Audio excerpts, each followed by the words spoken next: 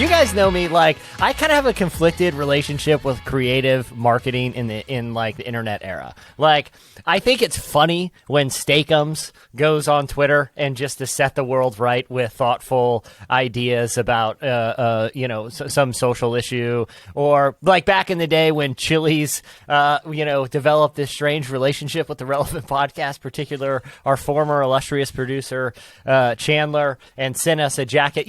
Brands are trying to reach out to people on the internet in ways that'll kind of cut through the noise. The recent example that we talked about on here was that promotion where I believe it was JetBlue was trying to get people comfortable traveling again coming out of the pandemic, and we're sending disembodied molded hands of Joe Jonas to random people that they could hold as they walk through the airport.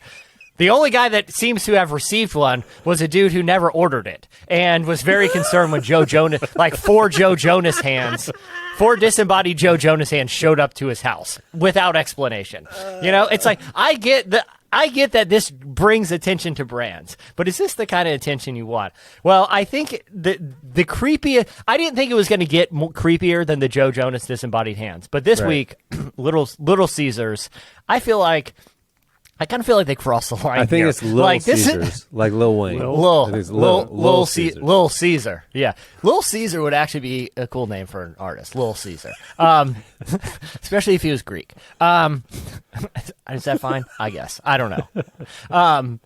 So, Little Caesars, this to me crossed the line because what transpired was a few weeks ago, they put out like sort of just a random trivia question on Twitter. And they said that, hey, the person that gets it right will get something from us, from our brand. So a Twitter user who also happens to be sort of a TikTok, a minor TikTok influencer. I don't even know what's a good metric for, TikTok views, but, his videos have, 12,000 views of him doing fun dances. He goes by Wes the Ghost on TikTok. He happened to get the trivia question right.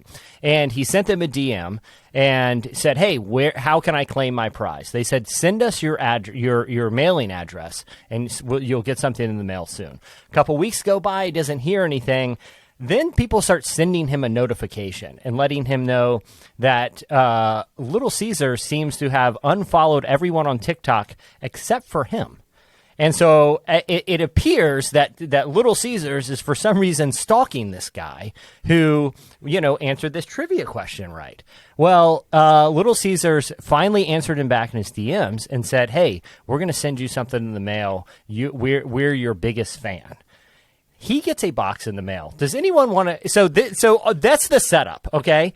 Does anyone want to guess what Little Caesar sent him in a box in the mail? A pizza. You would think that would be I was gonna guess that. Or merch. $100,000 in a briefcase. Any of those would have been, great, and probably the kind of PR any brand would want. Sure. Instead, he receives a box, and like Chandler opening his Chili's bomber jacket back in the day, right? That skillet case of streetwear. Don't forget his free year of eating at Chili's card. Yeah. Yeah, so much like that unboxing, this guy opens it, and he notices a strange note in there, and it's from Little Caesars. It's on like real Little Caesars printed stuff, and it talks about how much they appreciate him, and said, "Hey, there's a T-shirt in here promoting our new stuffed crust pizza. We really want people to dig stuffed crust pizza." And it says, "We also stuffed a life-size doll that looks exactly like you in honor of our stuffed crust pizza. P.S. Did we get the face right?" He opens the box. There is a life-size doll of him wearing a Little Caesars T-shirt. Oh, no. I mean, it is his body and his face stuffed into a box. Absolutely not. It is him. It looks like him, but in doll form. Sent by a major corporation. To me, I get the viral marketing thing. We're talking about it right now. Kids are watching it on TikTok. But to me, this crosses a line, even though I appreciate the weirdness. Yeah. Yeah. That would I have to look this up. Out. I'm looking at it right now. That's unreal. Why? Who Who there thought this is a good idea? The number of yeses, because the number of yeses that had to go through, the number of like board meetings where they had other ideas on the whiteboard scratched out. Like, no, that doesn't work. We can't. That's not the Little Caesars way.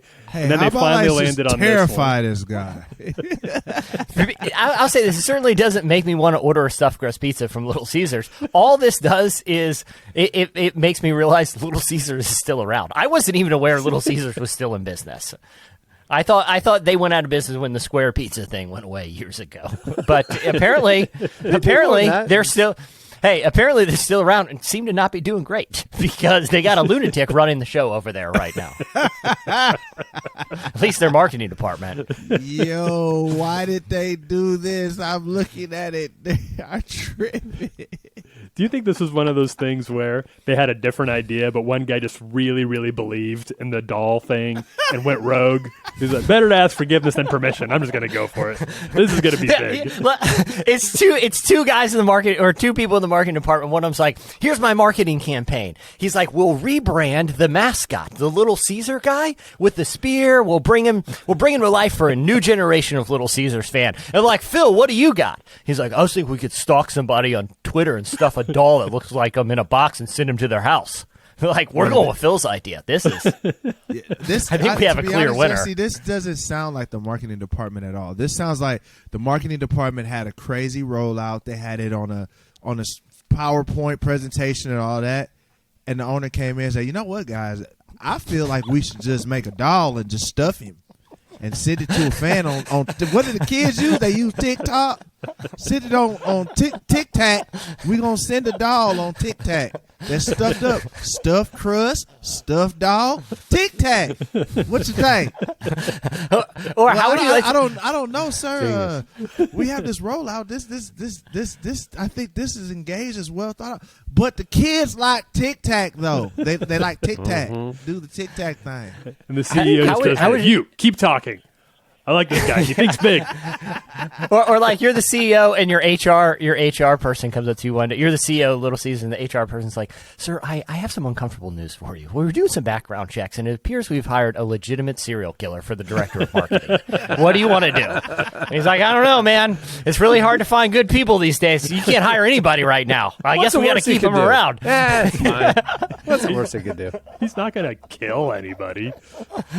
He's going to just like make a doll in effigy of one of our users and follow only this one user on TikTok to creep everybody out. Stuff it in a tiny box. And then send him notes. And it's like, what? Little Caesars Gate. That's what we're going to call this when we look up. And somebody's been breathing outside my window at night. It's just the doll. Little Caesars. It's the doll.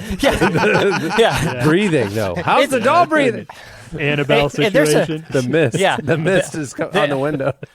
Why is there a man in a toga standing at the end of my driveway every night? Oh, it's just the new Little Caesars thing. Toga. It's okay. It's Little Caesars got a new. Yeah, they got a new Supreme coming out, so they're spreading some buzz. Just spreading some buzz. These characters were terrifying. The Noid cartoons. The Noid was the most terrifying thing. They're like, we're bringing the Noid back. I'm like, no. The whole point was avoid the Noid. Let that bug getting die. annoyed.